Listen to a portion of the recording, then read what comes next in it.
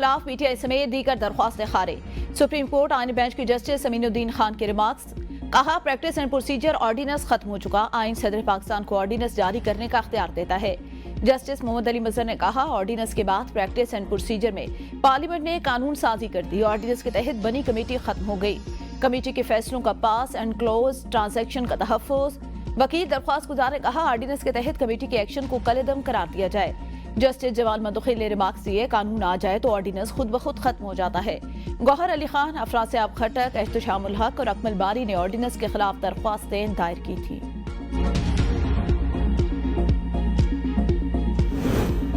Military courts का पूरा case article 8 के गिर्द घूमता है। जो शख्स आर्म फोर्सेज में नहीं वो उसके डिसिप्लिन से नीचे कैसे आ सकता है।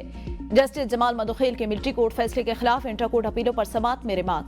हुकूमती वकील ख्वाजा आरिफ ने कहा, अगर कानून इजाजत देता है तो डिसिप्लिन का इतलाक होगा। जस्टिस जमाल ने रिमार्क दिए, एक शख्स आर्मी में है उस पर मिलिट्री डिसिप्लिन का इतलाक होगा।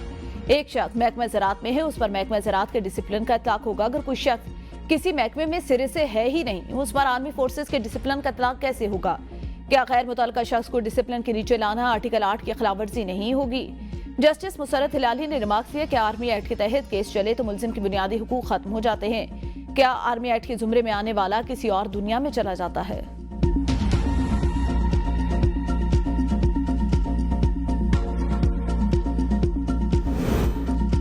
आदिल बाज़ई को डी-सीट करने का इलेक्शन कमीशन का फैसला कलेदम करार।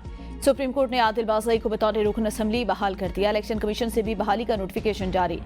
सुप्रीम कोर्ट ने इलेक्शन कमीशन के तरीकाकार पर सवालात उठा दिए। डीजी लॉ इलेक्शन कमीशन को रोस्ट्रम पर बुला लिया गया। जस्टिस आयशा मलिक ने इस्तफसार किया, आपके पास 2 बयाने हल्फे आई थे, एक जीतने वाला कह रहा है मेरा है, दूसरा कहता है वो मेरा नहीं। आपने किस इख्तियार के तहत बगैर इंक्वायरी एक बयान हल्फी को दुरुस्त मान लिया। क्या इलेक्शन कमीशन ये कह सकता है बस एक बयान हल्फी पसंद नहीं आया दूसरा आ गया। आदिल बाज़ई केस में हकायक जानने के लिए कमीशन ने क्या इंक्वायरी की। जस्टिस अकील अब्बासी ने रिमार्क्स दिए, बस बड़े साहब का खत आ गया तो बंदे को डी-सीट कर दो, ये नहीं हो सकता। जस्टिस मंसूर शाह ने कहा, एक हल्के के अवाम को डिसफ्रेंचाइज करने का पैमाना तो सख्त होना चाहिए। वकील ने कहा, एक दिन मामला इलेक्शन कमीशन पहुंचा, अगले दिन कार्रवाई शुरू कर दी। हमने कहा, जो नून लीग से वाबस्तगी को बयान हल्फी बताया जा रहा है वो तो हमें दे, लेकिन ऐसा नहीं हुआ।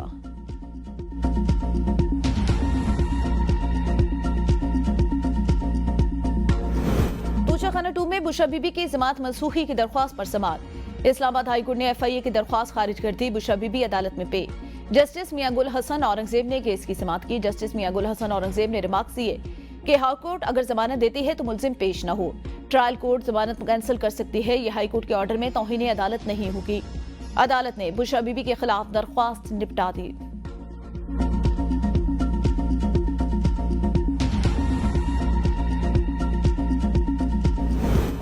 सदर जरदारी का मुख्तलिफ शोबों में चीनी सरमाकारी बढ़ाने पर जोर। बिलावल हाउस कराची में चीन के कारोबारी वफ्द के सदर से मुलाकात। वज़ीर आला सिंध मुराद अली शाह, सूबाई वज़रा, चीन के कौंसल जनरल भी मौजूद थे। सदर ने कहा, पाकिस्तान और चीन के माबेन इक्तिसादी और तिजारती ताउन फरोग़ देने की जरूरत है। दोनों ममालिक के अवाम बिलखसूस सरमाकार हों और कारोबारी इदारों के दरमियान रवाबित बढ़ाना होंगे। वफ्द ने मुल्की शोबा सेहत की तरक्की के लिए पाकिस्तान में मेडिकल सिटी के क़याम के लिए $1 अरब की सरमाकारी में दिलचस्पी का इज़हार किया। मईशत की मुख्तलिफ शोबों के बिलखसूस ज़राअत, लाइव स्टॉक, तवानाई, ट्रांसपोर्ट और मैन्युफैक्चरिंग में सरमाकारी में भी दिलचस्पी जाहिर की।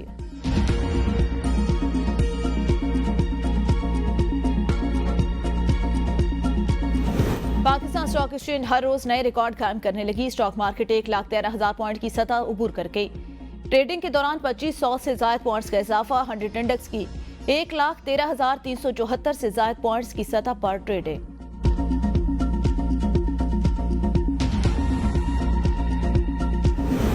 आइंदा माली साल पाकिस्तान की मुआशी शरह नमू 3% तक होने का इम्कान। महंगाई की शरह मजीद कम होकर 10% तक आने की पेशगोई। एशियाई तरक्याती बैंक ने एशियन डेवलपमेंट आउटलुक रिपोर्ट जारी कर दी। रिपोर्ट के मुताबिक अफरात ज़र के दबाव में तवक्कुल से ज्यादा तेजी से कमी आई। महंगाई में कमी से मॉनिटरी पॉलिसी को मजीद कम किया गया। नरमी मॉनिटरी पॉलिसी से मुआशी सरगर्मियों की बहाली को तकवीत मिलेगी।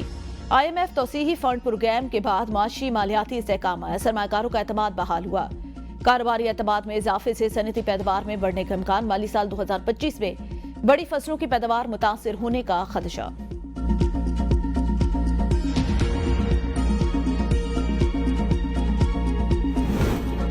मोहसिन नकवी और परवेज खट्टक का मुल्की तरक्की में रुकावट डालने वालों से निपटने का अज़्म। वज़ीर दाखिला ने तहरीक इंसाफ पार्लियामेंटेरियन के बानी की मुलाकात। बामी दिलचस्पी की उमूर मुल्क की मजमूई सूरत हाल और सियासी अमूर पर तबादला ख्याल किया।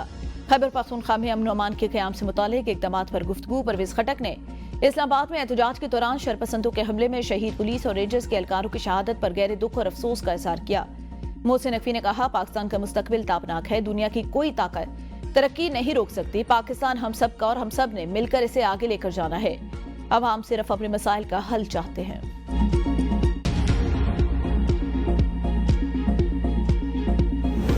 वज़ीर आला खैबर पख्तूनख्वा की जिला खुरम के लिए गंदम और आटे की फौरी सप्लाई की हिदायत। महकमे खुराक को हंगामी इकदाम करने का हुक्म। अली अमीन गंडापुर ने कहा, जिला खुरम में अवाम को रिलीफ देने के लिए गंदम और आटे की सप्लाई यकीनी बनाई जाए।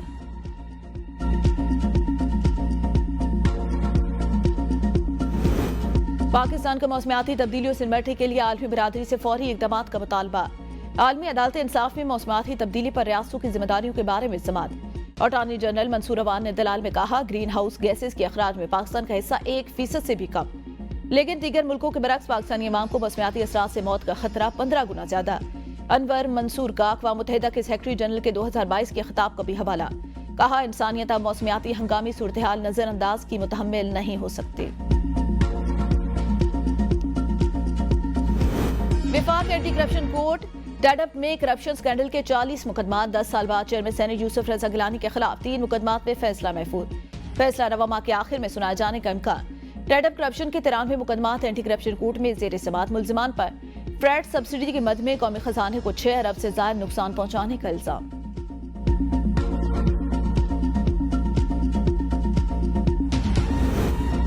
गुजरावाला में सेशन जज ने वज़ीर आज़म के मुशीर बराए सियासी रहनुमा राना सनाउल्लाह के वारंट गिरफ्तारी मुअत्तल कर दिए।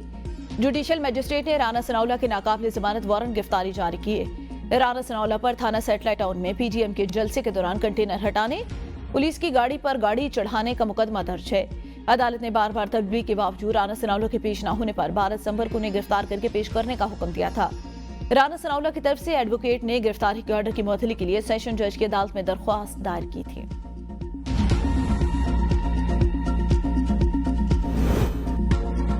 वज़ीर आला पंजाब मरीम नवाज का शंघाई एक्सपेरिमेंटल स्कूल और चाइनीज अकेडमी ऑफ साइंसेज का दौरा।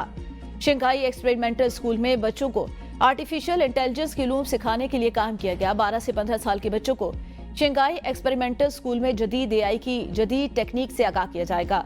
वज़ीर आला पंजाब ने स्कूल के मुख्तलिफ शोबों का मुआहिदा किया, क्लासरूम भी गई। मरीम नवाज ने आर्टिफिशियल इंटेलिजेंस के बारे में दरियाफ्त किया। मरीम नवाज को चीन के एजुकेशन सिस्टम के बारे में खुसूसी ब्रीफिंग दी गई।